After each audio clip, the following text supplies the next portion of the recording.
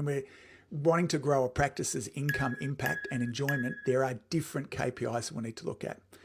Now, KPIs need to be quantifiable, and they should be able to be expressed as numbers, percentages, or some form of metric like that, okay? They're really tangible, okay? This makes it easy for them to track and compare over time. I think there are 3 crucial areas that we should be measuring KPIs inside of our practice. There are practice performance KPIs. An example might be just revenue, practice volume. There are clinical outcomes. I see very, very few chiropractors measuring these in any format at all. And I'm surprised that we don't look at this. Like, how well are we doing at helping our patients get a result or providing a great experience for them? Now, in some ways, you might be saying, well, look, we kind of measure this through our revenue. If we're doing a great job, then our revenue should be growing. But yes, I would actually say, let's look at it the other way. If your revenue isn't growing, this is one of the things that we're going to be looking at. And then, of course, marketing performance.